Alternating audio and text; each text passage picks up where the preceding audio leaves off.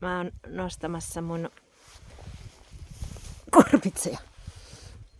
Tällaisia tuli. Mä yhden jo eilen uunissa paahdoin ja tein siitä kurpitsasosetta keittoa ja sitten laitoin pakkaseen.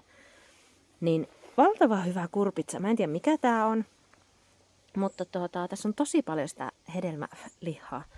Ja siis mä opin tänä vuonna, että polttiaisiksi kutsutaan näitä saakelin pieniä lentäviä hyönteisiä, jotka puree ja joita on ihan älyttömästi tänä vuonna.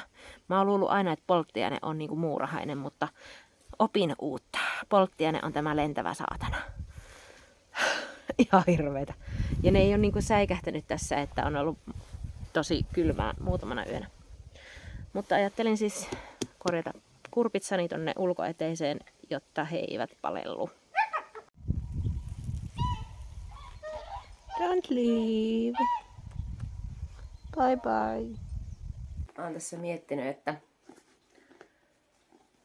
mulla on varmaan kesän jälkeen ollut semmonen jonkin sortin burnout.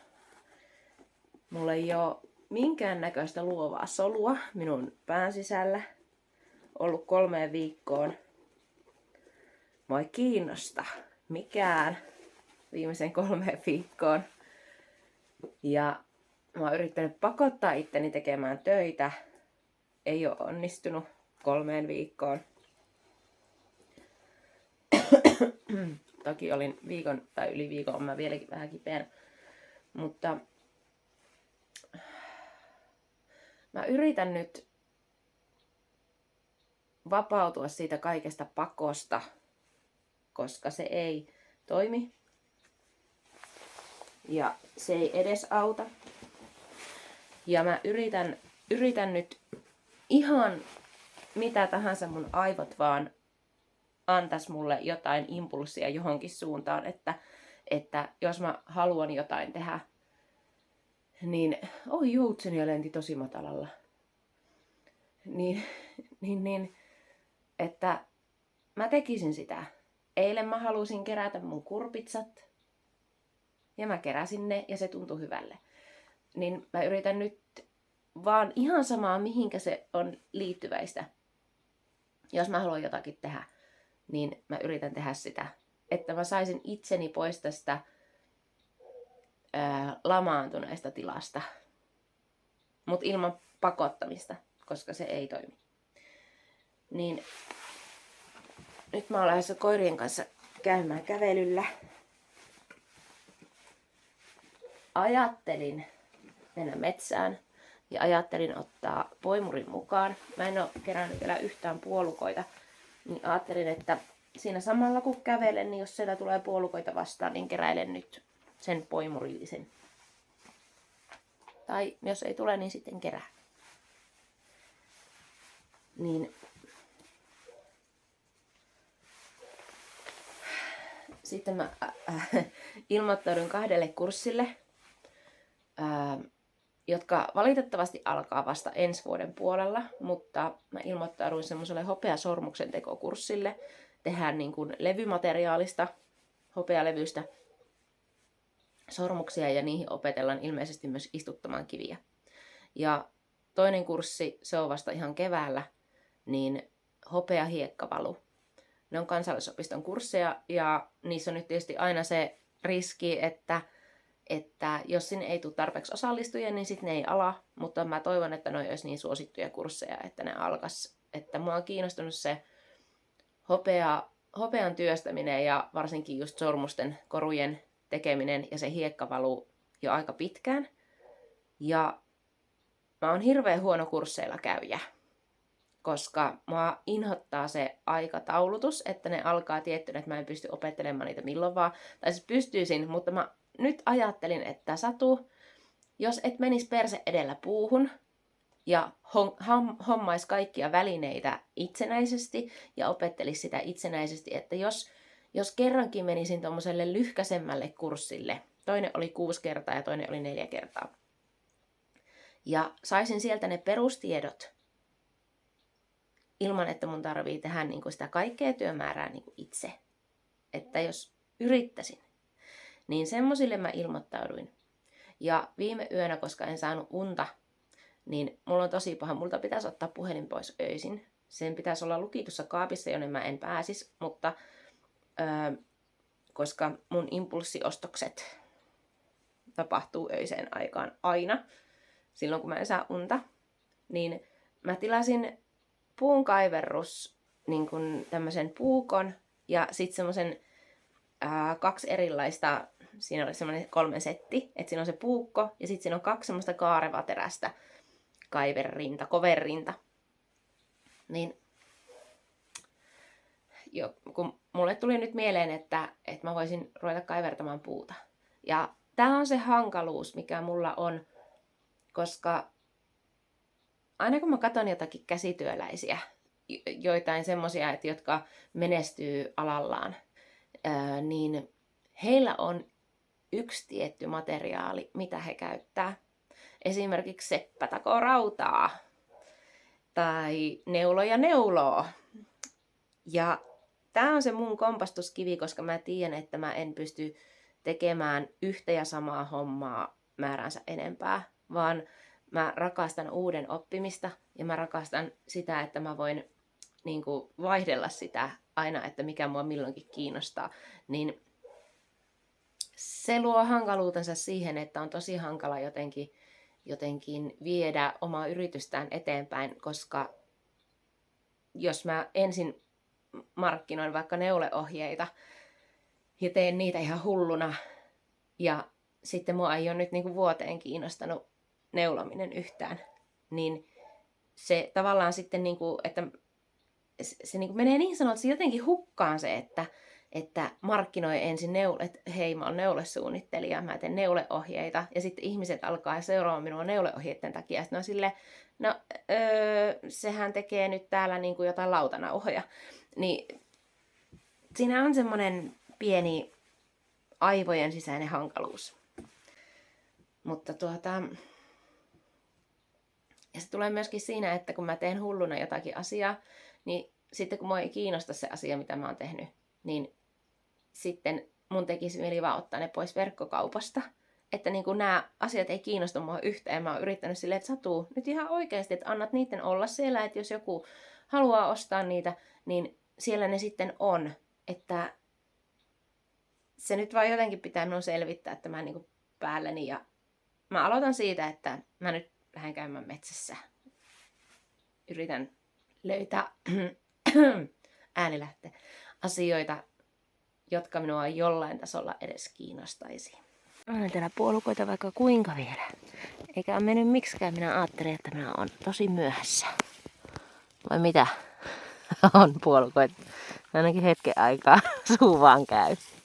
Mä menen kattoo yhdelle pikkusuolle, että onko sinne tullut karpaloita ja joko ne alkaa olemaan kypsiä. Karpalothan on parhaimmillaan silloin, kun pakkanen on jo vähän käynyt, niin täällä on muutamana yönä ollut kuura maassa.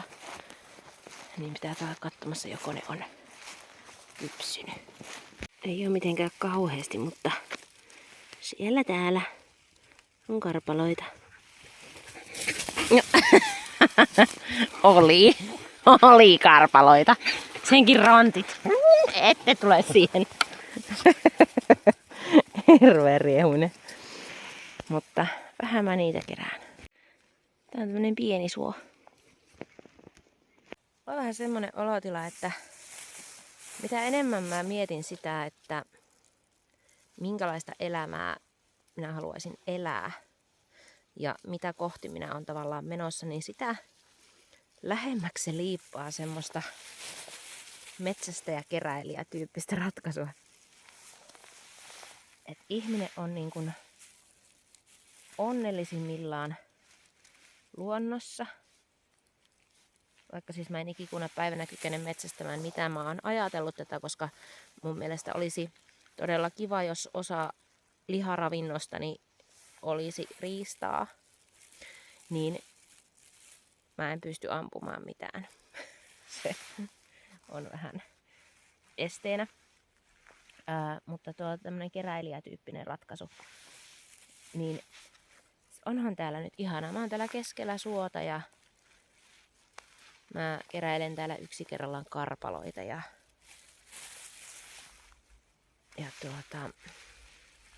täällä niinku tuntuu silleen, että nyt kun mä tiedän, että mä oon tilannut itselleni sen puun kaiverrussetin, niin mä vaan niinku, mun päässä vaan vilisee semmosia, että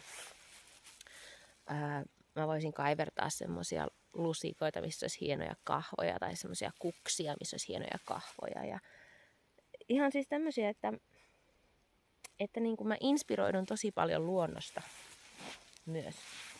Niin mua tavallaan vähän risoo ärsyttää aika paljonkin se, että mä en ole vielä keksinyt, että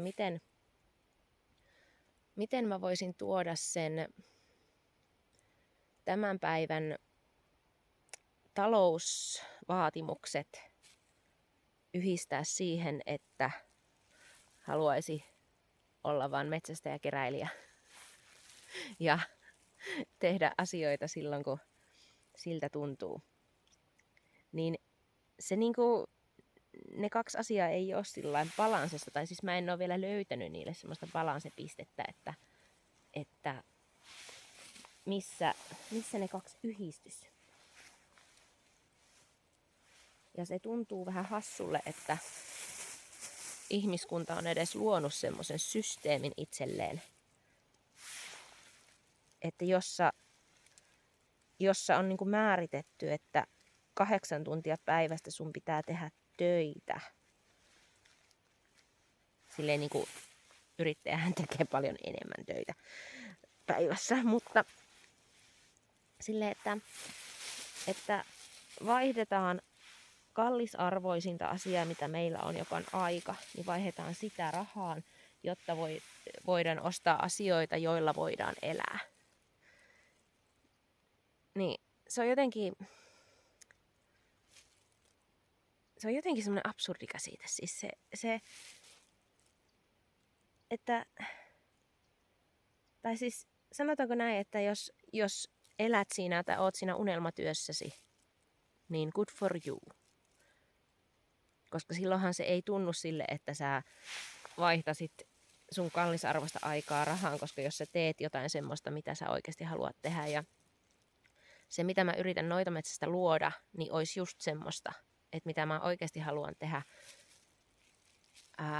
Mutta vielä siinä ei todellakaan kohtaa, että niinku tämä alkuvaihe on tosi raastava, koska talous ja se, mitä mä oikeasti haluan tehdä, niin ei vielä kohtaa.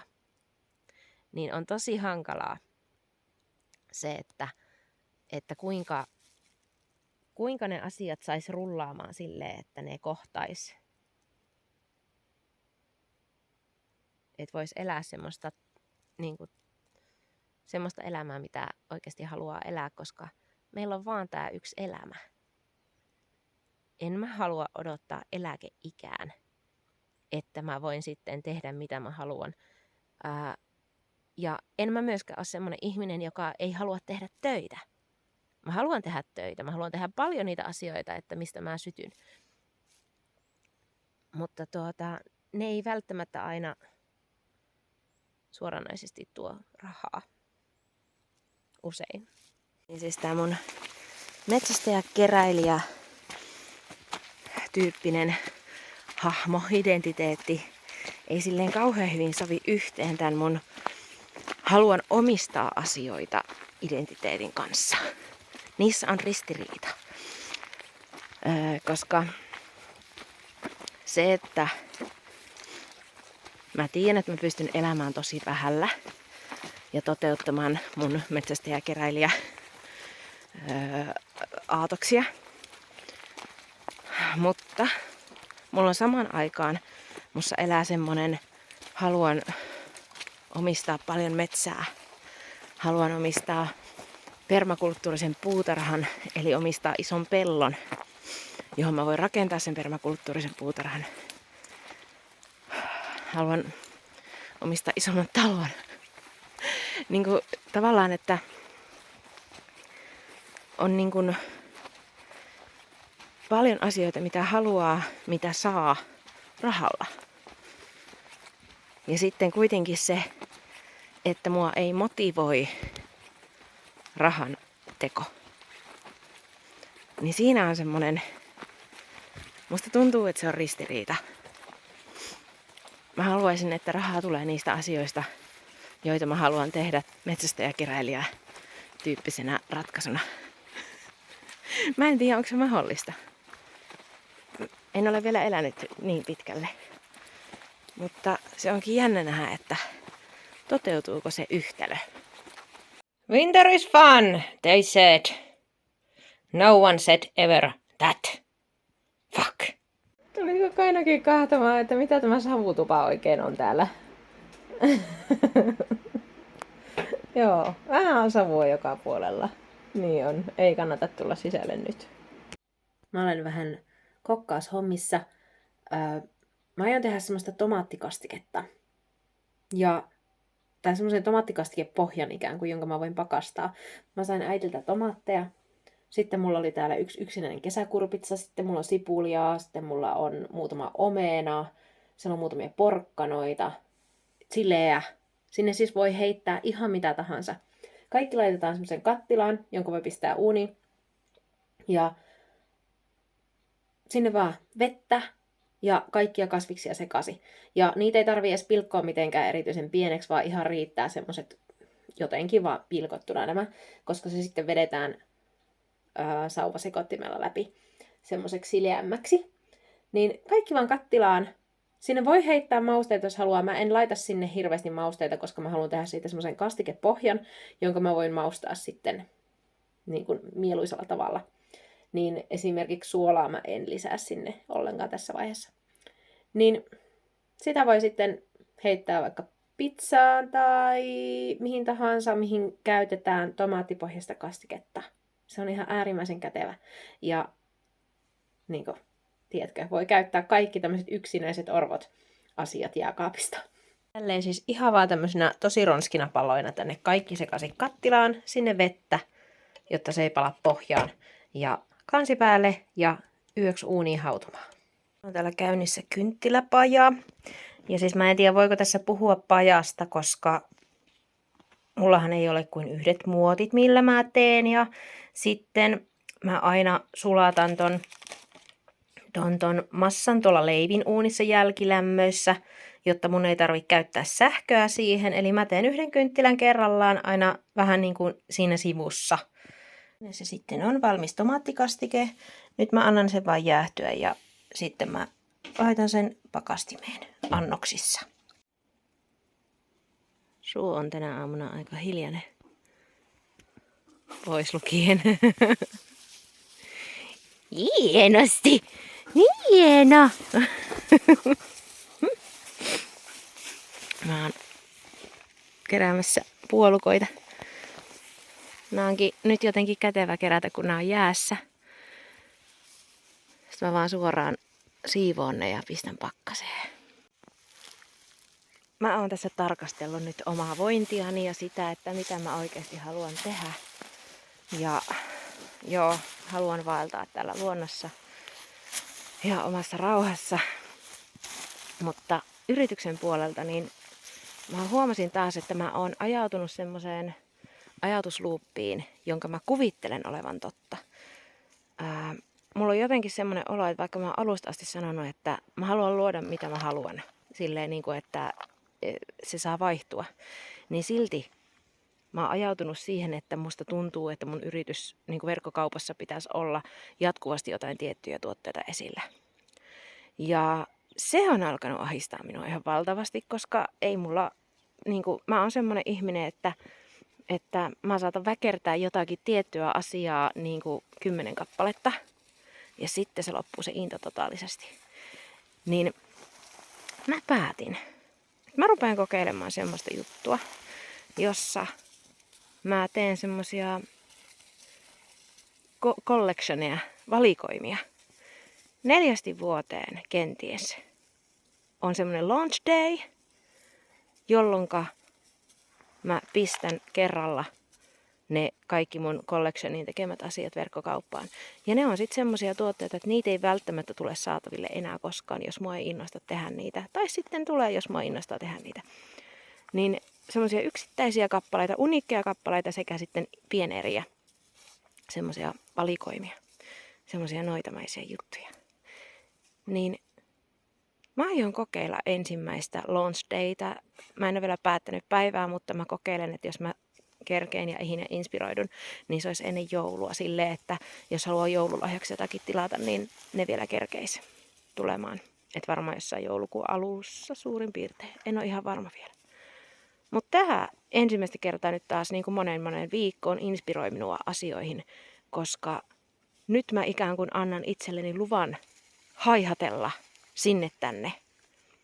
Mutta silti sillä olisi joku jatkumo, että niitä launch dayta tulisi sitten pitkin vuotta muutamia. Ja sitten jos ne ei mene, niin ne jää sinne heti, niin ne jää sinne verkkokauppaan sitten myyntiin. Eli verkkokauppa on koko ajan toiminnassa niin pitkään, kuin siellä vaan on jotain tuotteita. Mutta mä aion mennä nämä markkinat nyt niillä tuotteilla, mitä mä oon aikaisemmin tehnyt. Ja mä toivon, että ne riittää. Ja katsotaan. Tää innostaa mua nyt valtavasti täällä suolle laidalla. Katsokaa nyt, miten on kaunista. Mä en muistanut, miten ihania on nämä aamut, että yöllä on ollut pakkasta ja sit kuitenkin aurinko nousee. Vitsi, miten ihana. Tää ajatus tästä muutaman kerran vuodessa olevasta valikoimasta, niin tää helpottaa mun mielessä myös markkinointia, koska mun mielestä noitametsää on ollut tosi vaikea markkinoida, koska se on niin kaikkea, niin kuin tiedätkö. Siellä on tosi paljon erilaisia asioita, niin sitä on ollut tosi vaikea markkinoida. Mutta nyt mulla on semmoinen olo, että jos mulla on niin kuin vaikka 4 vuoteen se launch day, niin silloin mä pystyn aina markkinoimaan sitä seuraavaa tai sitä päivämäärää, milloin se valikoima tulee esille. Ja mä pystyn tekemään materiaalia someen siitä, miten mä valmistan ja mitä mä valmistan siihen seuraavaan myyntiin. Niin tavallaan se jotenkin helpottaa ihan kauheasti sitä, niin kuin minun päässä sitä markkinointia. Ja sitten kun lähestyy se H-hetki, niin sit mä pystyn ottamaan sneak peek-kuvia ja kaikkea semmosia niin kuin markkinoimaan tavallaan niitä tuotteita, mitä siihen on tulossa. Niin jotenkin se tuntuu niin kuin, että tää jotenkin yksinkertaistaa tätä asiaa minun mielessä. Ja sit niistä kynttilöistä tulee tällaisia.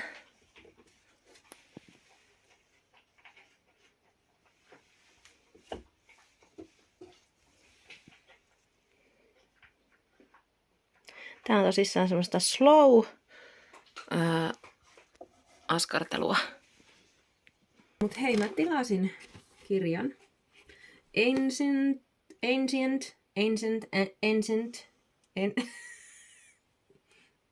Tää näkyy teille väärinpäin.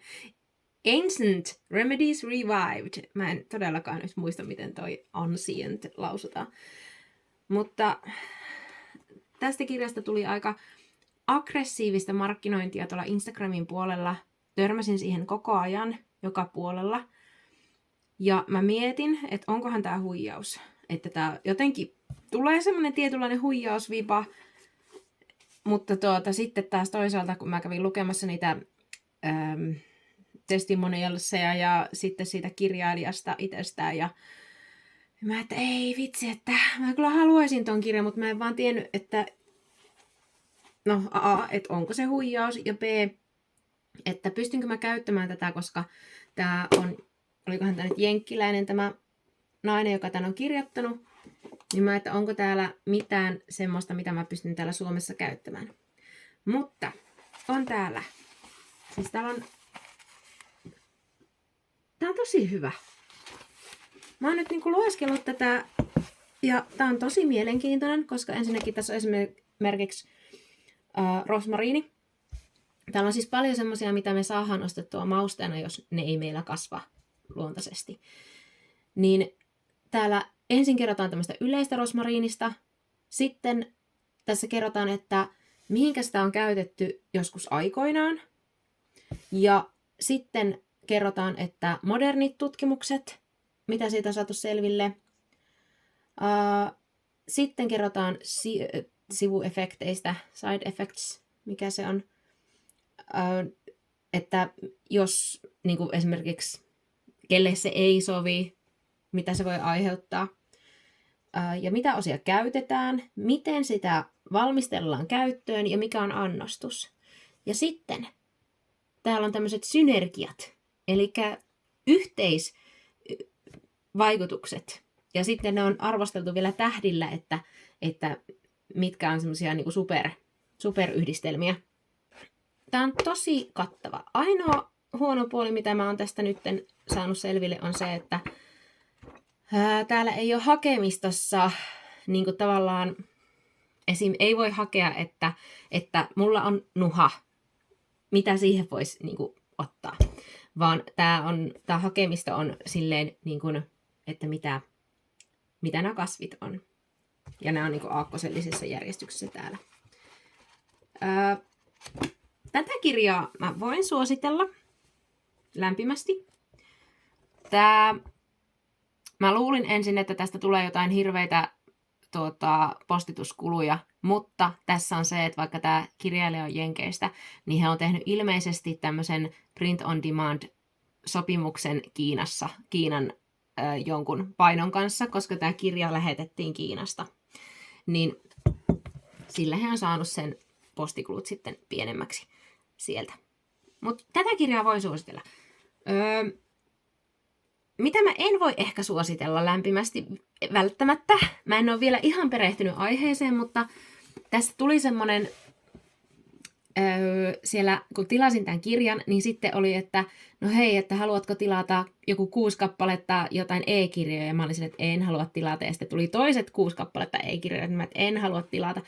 No sitten tuli tämmöinen ultimaatum-tarjous, jossa tuli nämä joku 12 e-kirjaa, vai mitähän se oli, niin tuli jollain niin kuin $37 tai jotain tämmöistä näin. Ja mä olin silleen, että ei, tää on jo ihan liikaa, koska mä rakastan kirjoja, vaikka e-kirjoista en niin perusta, mutta silti. Niin mä sitten sorruin siihen. Ja no ensinnäkään mulla meni 2 viikkoa ennen kuin mä sain ne kirjat. Siis ne ei saapunut mulle, vaikka niitä piti saapua 24 tunnin kuluessa. Mä jouduin olemaan 2 yhteydessä sinne Aspaan. Ja sieltä kyllä sain vastauksen ja sieltä sitten lähetettiin mulle ne, kun ne väitti, että ne on lähettänyt mulle jo ne sähköpostilla, mutta niitä ei ollut missään, ei roskapostissa, ei missään, niin ne lähetti ne uudestaan. Ei siinä mitään, että ne saapu perille, mutta niissä e-kirjoissa ei lue missään kirjailijan nimeä, eikä siellä ole mitään semmoista niin kuin alkuun tavallaan tekstiä. Ja mulla on semmoinen suurehko epäilys, että ne e-kirjat on tehty tekoälyllä. Ja jolloin siinä tulee vähän semmoinen olotila, että näinköhän mä pystyn luottamaan näihin tietoihin, mitä niissä e-kirjoissa on. Niin mä en ole varma, onko ne tehty tekoälyllä ja tekeekö se niistä epäluotettavampia. Ainakin siis, jos itse käytän jotain tekoälysovellusta ja kysyn sitä jotain kysymyksiä, niin sehän saattaa heittää ihan omiaan. Että se ei oikeasti välttämättä niinku kerää semmoista faktatietoa, vaan se sitten yhdistelee tietoja ja se ei välttämättä pidä paikkaansa ollenkaan. Niin suhtaudun vähän varauksella niihin kirjoihin, mitä tilasin sitten tässä e-kirjassa. Mutta tätä kirjaa voin suositella. Ainakin semmoiset, kun nyt on selannut täältä semmoisia tuttuja kasveja, kuten nokkonen ja voikukka ja tämmöisiä näin, niin niiden tiedot pitää paikkansa ja on tosi niin kuin, asiantuntevasti ja hyvin kirjoitettu. Tällaista tällä viikolla. Viikonloppuna onkin sitten ilovalkeat Oulussa. Markkinat. Niin katsellaanhan miten ne menee. Ihanaa tätä päivää, milloin katsotkin. Hei hei!